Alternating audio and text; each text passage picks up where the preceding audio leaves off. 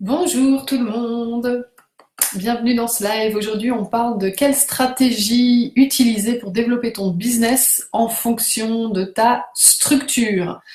Si vous regardez ce live, n'hésitez pas à mettre des commentaires, à poser des questions, que ce soit en direct ou en replay. Taguez-moi, voilà, je peux venir répondre aux questions même une fois que c'est terminé.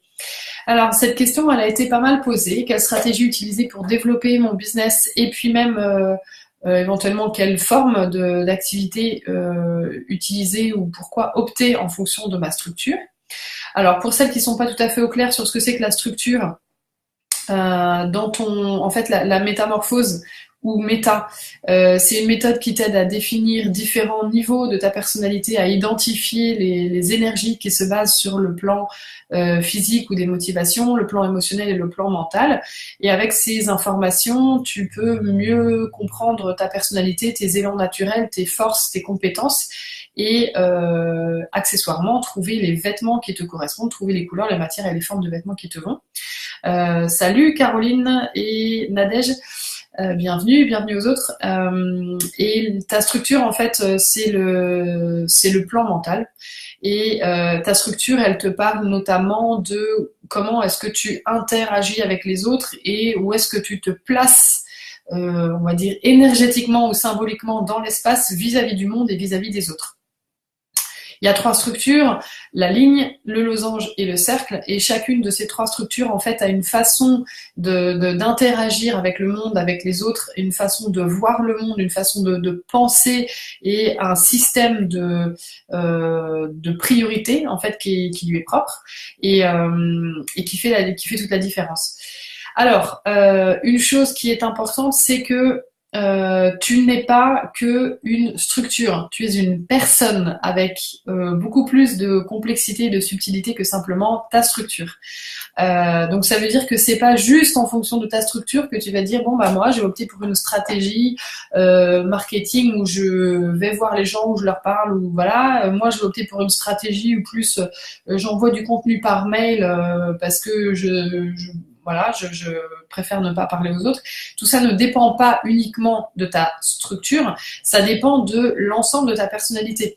Donc ton profil méta déjà va pouvoir te donner des pistes ou des clés. Maintenant, ton profil méta, c'est comme toujours. Il n'est pas là pour te dire ce que tu dois faire ou ce que tu ne dois pas faire. Il n'est pas là pour te dire ce que tu veux ou ce que tu ne veux pas, ou pour te dire ce que tu aimes ou ce que tu n'aimes pas. Il est là plutôt pour te guider et t'orienter et t'apporter en fait régulièrement des informations ou te faire un peu comme un miroir ou un retour de la réalité. Et pour que tu puisses prendre des décisions qui sont justes par rapport à ce que tu fais ou ce que tu penses que tu vas faire. Salut aux Afida et Sabrina. Alors, je te donne un exemple. Moi et mon mari, on a tous les deux la même structure, on est ligne. Et pour autant, eh ben, on n'a pas du tout la même façon de fonctionner dans notre marketing, dans la façon dont on veut développer notre business. Donc, c'est-à-dire que dans la façon dont on contacte les autres, en fait, on n'a pas la même façon de fonctionner. Moi, j'ai on va dire, il y a un marketing qui est en place pour l'instant où j'envoie du contenu de façon gratuite et régulière à ma liste, à ma communauté tous les mardis. Donc c'est un article que j'écris et que j'envoie régulièrement. J'ai également ce groupe dans lequel je commence à faire des vidéos. Je faisais jusqu'à la semaine dernière un webinaire live tous les premiers jeudis du mois, pardon. Voilà, donc j'avais des choses qui étaient en place pour mon mari. En fait, sa communication et son marketing, ça se passe autrement. Il n'est pas dans cette forme de régularité. C'est beaucoup plus facile pour lui d'aller participer à des événements et de parler de ce qu'il fait. Moi, j'apprécie pas. Voilà. Et pour autant, on a la même structure. Donc, c'est vraiment pas du tout qu'une question de structure. C'est vraiment une question beaucoup plus globale de personnalité. Alors, il est R et moi, je suis O. Donc, ça peut expliquer que moi, c'est plus facile pour moi d'être dans la régularité et quelque chose de constant et ça va prendre de l'ampleur au fur et à mesure. Lui, il est R, il a plus de mal à se tenir à une forme de régularité, puis c'est pas pour l'instant quelque chose qui lui parle. Mais par contre, il a beaucoup plus de facilité à engager la conversation et aller parler aux autres. Donc voilà, ça c'est nos deux spécificités. Par contre, il y a une chose qui est très claire, c'est que ton profil méta te dira jamais ce qu'il faut que tu fasses et il peut pas non plus te dire quelque chose que toi-même, en fait, tu n'as jamais expérimenté. C'est-à-dire, il y a des façons de procéder, des façons de marketer, des façons de travailler. Si tu les as jamais expérimentées, tu vas jamais avoir l'idée de dire tiens, c'est exactement ça qu'il faut que je fasse. À un moment donné, il faut faire les choses, il faut les tester. Il faut les expérimenter. Il faut faire un petit peu et regarder comment tu te sens avec ça. Tester pour voir et pour avoir du feedback et pour sentir en fait si ça te correspond ou si ça te correspond pas.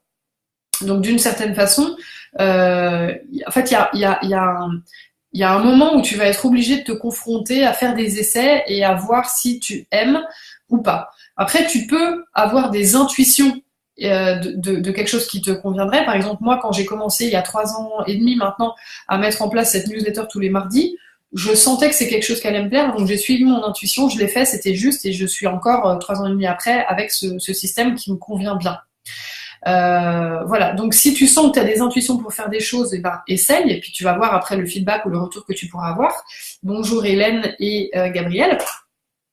Par contre, si tu n'as aucune idée de ce qui existe, de ce qui est possible, il va probablement falloir que tu trempes ton pied dans l'eau et que tu fasses des essais. Parce que quand on n'a aucune idée de ce qui est possible et qu'on ne sait pas du tout vers quoi on a envie d'aller, pour moi, c'est qu'on est resté en fait à stagner trop longtemps. C'est-à-dire qu'on est resté sans bouger. Du coup, on sait même plus quel mouvement faire. On sait plus si on doit bouger la main, si on doit bouger l'autre, si on doit bouger la tête.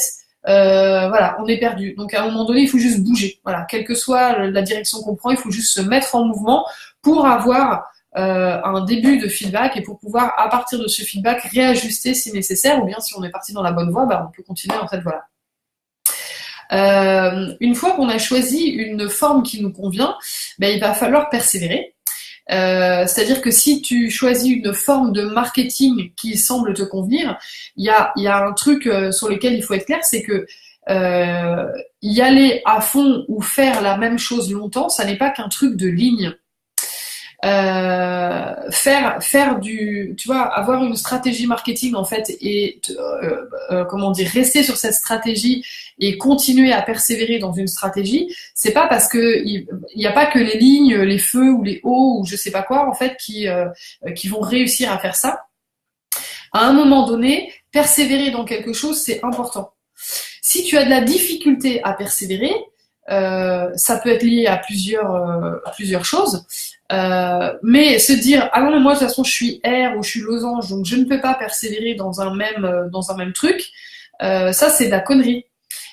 Pour moi ça veut dire que soit effectivement tu as ton ego qui récupère ton fonctionnement d'air et qui te fait tourner en bourrique en te faisant croire que de toute façon tu ne peux pas être tu ne peux pas faire longtemps la même chose, voilà. Et du coup, tu adhères à cette histoire-là, à cette croyance, et donc tu t'entretiens là-dedans. Donc il y a rien en fait de constant chez toi.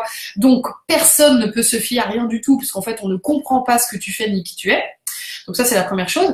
La deuxième chose, c'est peut-être que simplement tu n'as pas trouvé la bonne forme de marketing, le bon modèle de business, la chose qui te convient, qui fait que tu peux rester davantage sur ce truc-là et que tu peux le faire plus longtemps.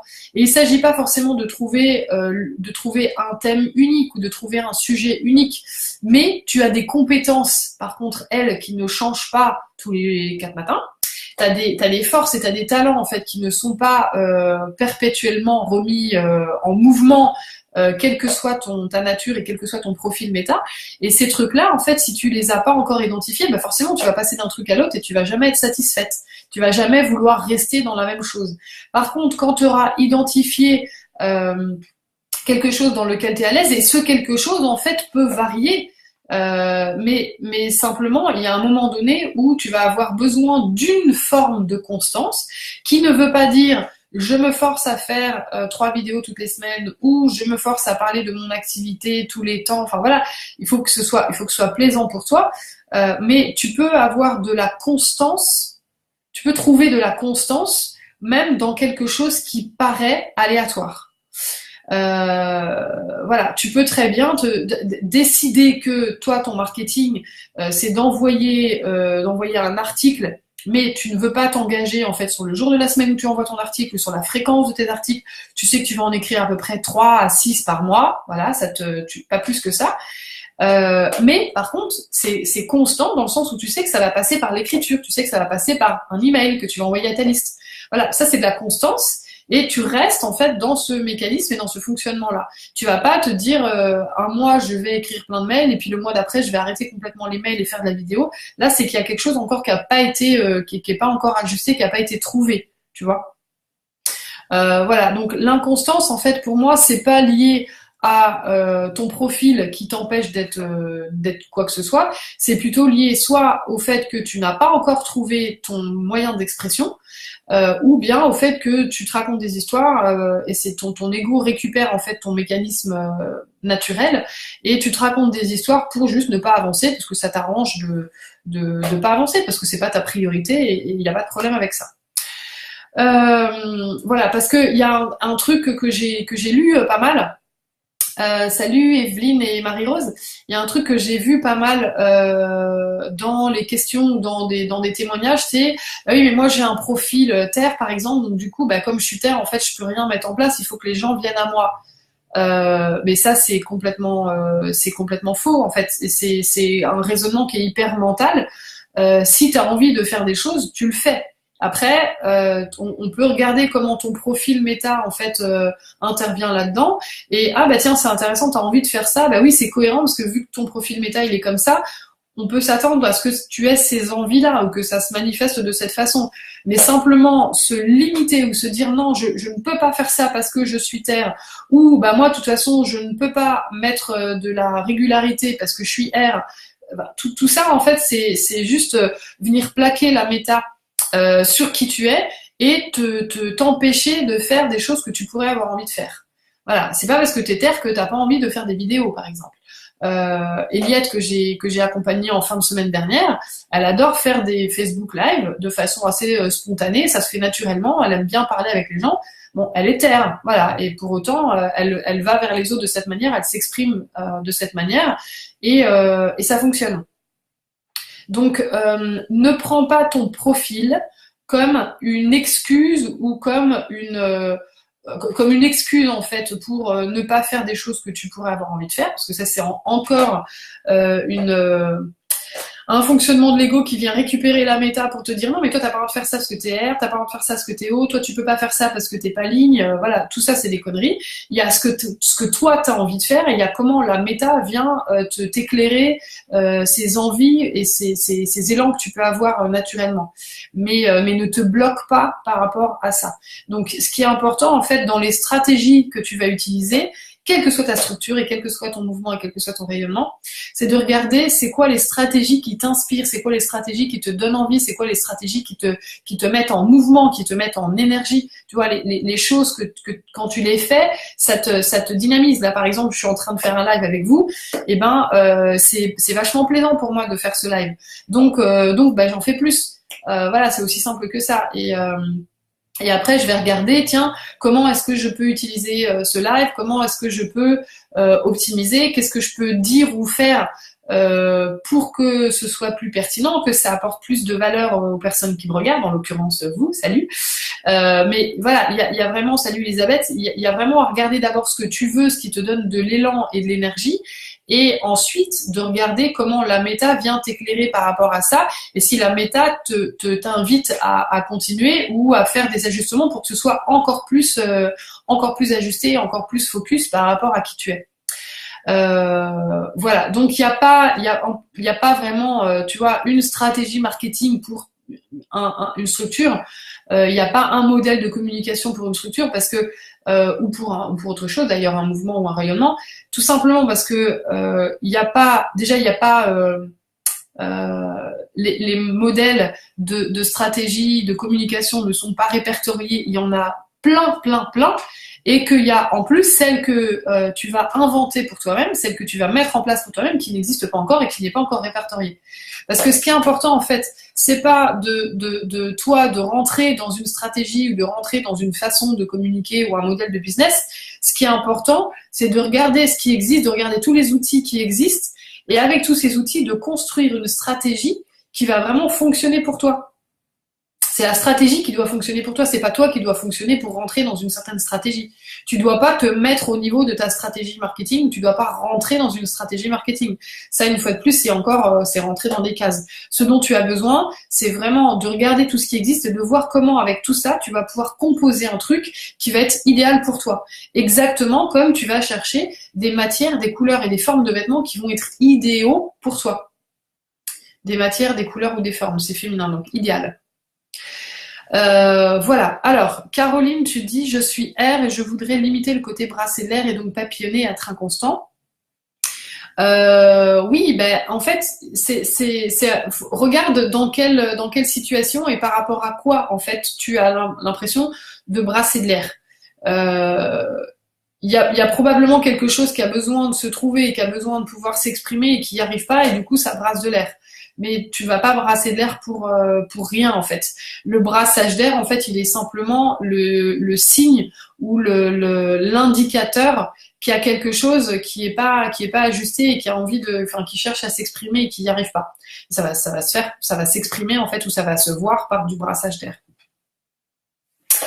Voilà ce que j'avais envie de vous dire aujourd'hui. Si vous avez besoin d'avoir davantage de clarté sur ces mécanismes et si vous avez envie d'aller directement droit au but, regardez quelles sont les bonnes stratégies pour vous, que ce soit dans votre modèle d'activité ou que ce soit dans votre stratégie de marketing et de communication.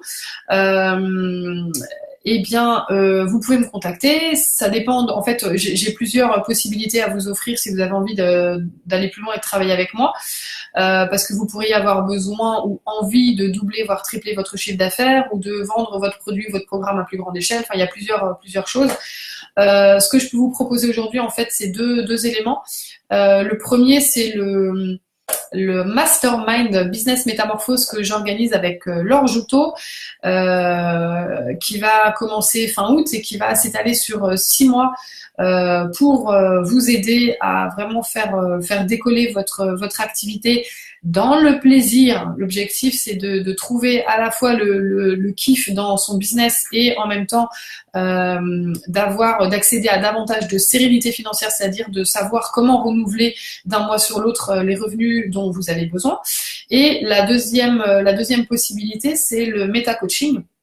Donc un coaching intensif avec moi qui est à la fois basé sur votre profil méta et vos objectifs très concrets que vous avez dans votre activité. Donc là c'est de l'individuel et on va regarder comment si votre profil méta n'est pas encore défini, on va le définir ensemble et on va regarder comment il va pouvoir informer toutes les décisions que vous allez prendre dans votre activité. Si vous voulez avoir un aperçu de ce à quoi ça peut ressembler, on a fait une vidéo avec Eliette en fin de semaine dernière puisque j'ai travaillé avec elle jeudi et vendredi. Eliette commence son coaching méta avec moi et ben en fait son profil méta, ce qui est intéressant, c'est que il nous a permis, entre autres, il y a plein d'autres choses qu'il nous a permis de faire, mais Eliette se posait la question il y a des choses dans son activité qu'elle avait plus trop envie de faire, et elle n'était pas sûre en fait de savoir si c'était juste de plus les faire, ou si c'était juste un ras-le-bol, ou si c'était de l'ego, ou ce que c'était. Et en fait, on peut voir de façon très claire que son profil méta lui dit que c'est pas ça sa voie. Donc c'est complètement naturel qu'elle ait plus envie de les faire. Après, elle peut choisir, et là on peut tout à fait se clarifier les choses en se disant non mais en fait j'ai encore besoin financièrement de faire ces choses-là, donc je continue, mais je suis au clair dessus, je balise, je décide que ces activités en fait je leur donne tant de place dans ma semaine, pas plus, etc. Mais voilà, notre profil méta peut vraiment nous éclairer et nous informer très fort sur les décisions qu'on peut ou qu'on veut prendre dans notre business. Et Eliette en était un super exemple. Voilà, donc Mastermind Business Métamorphose ou bien Méta Coaching en individuel avec moi. Les informations sont normalement au-dessus de cette vidéo. Si tu as envie d'en savoir plus ou que tu as des questions à poser là-dessus, n'hésite pas à le faire en dessous dans les commentaires ou bien à me contacter en message privé. Voilà, salut Séverine et je vous souhaite une très belle journée à toutes et à très vite pour un autre live. Salut!